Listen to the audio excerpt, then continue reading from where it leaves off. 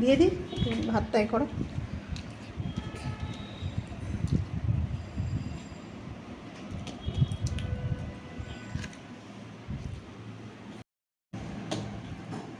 যখন তরকারি কোনো কিছুতে ঝোল করি তখন খাও না।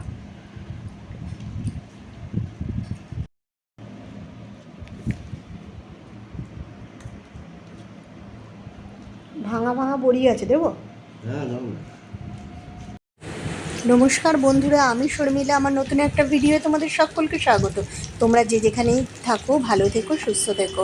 তো দেখো আজকে সকালে কী কী রান্না করলাম চলো তোমাদের দেখাই।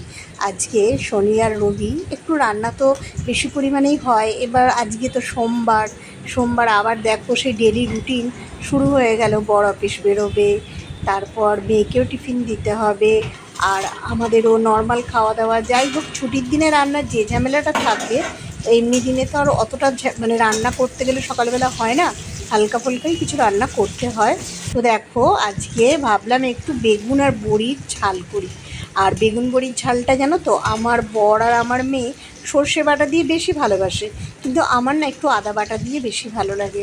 তো আজকে আমি আদা বাটা দিয়েই করেছিলাম, বড়ি দিয়ে আর আদা বাটা দিয়ে আর লঙ্কা পাঁচফোড়ন দিয়ে যেমন হয়, এটা কিন্তু খেতে খুব ভাল লাগে। নিরামিষ দিনে এই বড়ি আর বেগুনের যে ঝালটা করা হয়, এটা কিন্তু দারুণ লাগে। এই দিয়েই কিন্তু ভাত খাওয়া হয়ে যায়।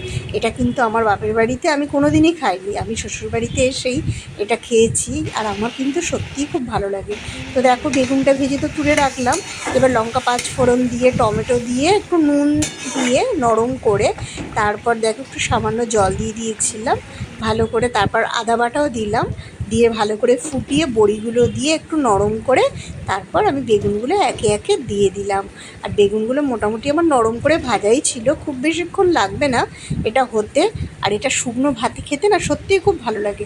তোমরা হয়তো খেয়েছো, আর যারা এটা কোনো দিন করনি তারা অবশ্যই একবার করে দেখো, দারুণ লাগবে। আর দেখো একটু কাঁচা তেল দিয়ে আমি এটা নামিয়ে নিলাম। আর এদিকে আমার বেগুন বড়ির ঝালটাও হয়ে গেল, আর তারপর আমাকে তরকারিটাও আবার বসাতে হবে। আর বেগুনগুলো তো খুব নরম থাকে, আস্তে আস্তে বেগুনগুলো আগে নামিয়ে নিলাম, তারপর ঝোলটা তার উপরে ঢেলে দেবো। আর এই বেগুন বড়ির ঝাল করতে গিয়ে বড়িগুলো সব গোটাই ছিল, এবার হঠাৎ করে দেখছি কিছু কিছু বড়ি নরম হয়ে গিয়ে ভেঙে গেছে। যাই হোক, কিছু ভাঙা বড়িও যদি ঝোলের মধ্যে বেশ মিশে থাকে না, খেতে কিন্তু বেশ টেস্ট লাগে, তাই না?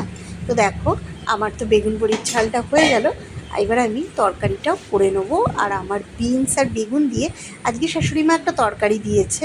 তো দেখো তরকারিটা আমার হয়ে গেছে, এটাও আমি লঙ্কা পাঁচফোড়ন দিয়েই করেছি। আর মেয়ে ডাল সেদ্ধ দিয়ে ভাত খাবে, তাই জন্য ও সকালবেলা উল্টোপাল্টা মানে হাবিজাবি বেশি কিছু খেতে চায় না, তাই জন্য ওর জন্য একটু ডাল সেদ্ধ করে দিলাম আর একটু গরম ভাত দিয়ে ওকে এটা খাইয়ে দেবো। তো দেখো ডাল সেদ্ধটাও আমার হয়ে গেছে, আর তরকারিটাও হয়ে গেছে, আর বেগুন ঝালটাও হয়ে গেছে। মোটামুটি সকালে তারার সব কিছু রান্নাই হয়ে গেছে। আর রুটি হবে, সবথেকে বড় কথা রুটি তো জলখাবারে হবে, করতেই হবে। আর এদিকে শাশুড়ি মা রুটিটা আমাকে বেলে দিচ্ছে। আমি সকালবেলা উঠেই আগে আটাটা মেখে রেখেছিলাম, আর আটাটা মেখে রাখলে না খুব ভালো সেট হয়ে যায়, আর তারপর রুটিটা করলে কি বেলতে গেলেও খুব সুবিধা হয়। দেখো আমি রুটিটা এবার করে নিলাম। রুটি করবো কেননা ও টিফিনেও নিয়ে যাবে, আর আমরাও তো জলখাবারে খাবো। তো দেখো রুটিটা আমার হয়ে গেছে।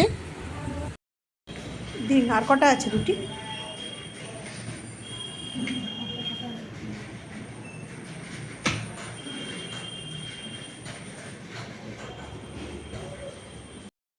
সব রুটিগুলো করে আমি ওর টিফিনের জন্য ডিমের অমলেটটাও ভেজে রাখলাম।